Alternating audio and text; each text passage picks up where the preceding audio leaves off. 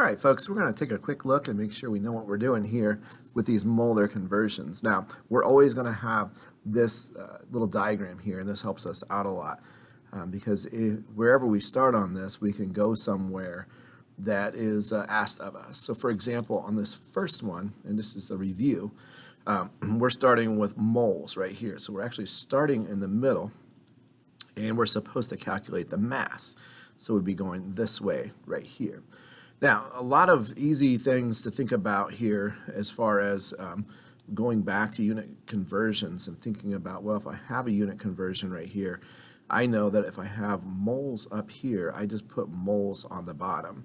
And remember, it's always going to be 1 mole of anything is going to equal the grams from the periodic table. So however many grams of that thing from the periodic table. So in this case, the molar mass was given to us, so I don't have to calculate it. I don't have to add it up.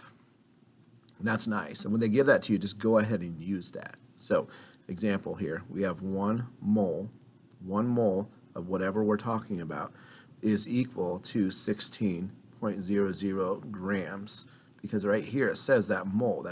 So this is the grams in the numerator, and this is the denominator right here. So that's why I put it just like that, 1 mole, that it says right there. So that's where we start with this, and then what I would just simply do on my calculator here as I turn it on is I would simply go 1.58 times 16.00, and I would get 25.28. Now, 25.28 is what I would get, and that would mean that would have to look and say, well, there are 3 sig figs that were given here. And we always go by what we're given. We never worry about this because it's a conversion and it has infinite sig figs. So we always worry about what we're given. This goes all the way back to what we started in the beginning of the semester. So I go 1, 2, 3, check out my neighbor, and that would take us to 25.3 grams of CH4. And I know that to be true because this cancels out, and this was in grams of CH4. That's how I would do that one. That's a pretty straightforward one. Let's try a little tougher one.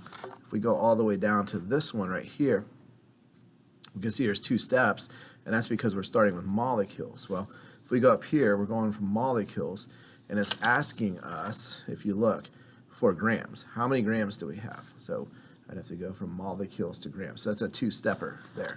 And also, they didn't give us the molar mass of this compound right here. So we're going to have to calculate that. You see that up here, we got the molar mass for this. We don't need the molar mass for that. But it's nice when they give us the molar mass. We're going to need that. We're going to need to calculate that eventually.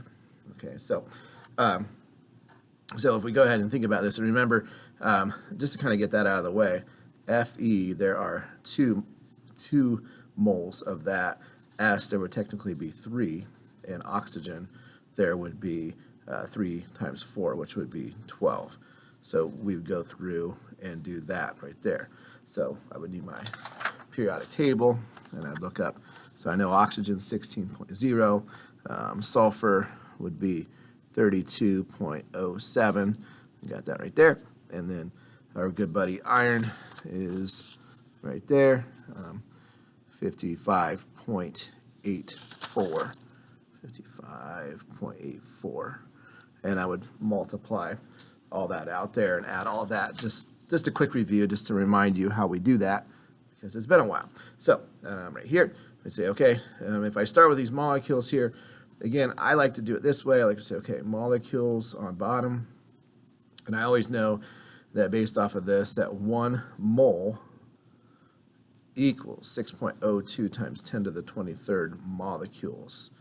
So I keep that in mind. It's a little sloppy, but I would put 1 mole of Fe2SO4 3, and then if the moles are on top, so I cancel out the molecules here, and then I'll put a number there in a second, mole right here, so I put a mole down here, and then I remember that I multiply these and add all these, and I'll save you the grief there.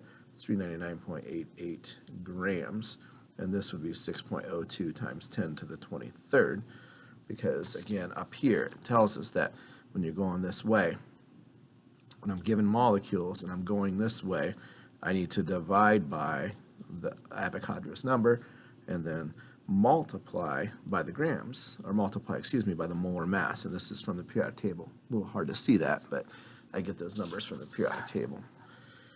So when I would multiply all of this out right here, and remember, just a quick little reminder, when I put this on my calculator, 3.01 second E, okay? Second E, so let me show you that again. 3.01, and then I would hit the second, and then this right here, okay? And then that gives us that right there, and I'd say 22. And I always want to do this in steps because I don't really want to do it in one shot. My calculator gets confusing. It's 0.02, second E to the 23rd.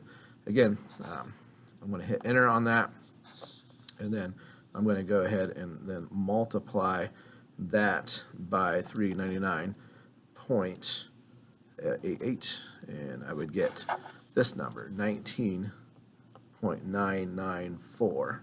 That's what I have on my calculator, but of course, I really want to pay attention to the fact that I was given 1, 2, 3 sig figs, so I would need to go 1, 2, 3 sig figs, check out that neighbor right there, and that would change this to a 0, which would change this to a 0, which would change this to 20. Okay, so 20 grams is what I would have right here.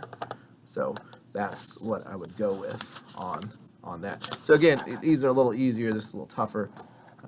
That's a good start on that.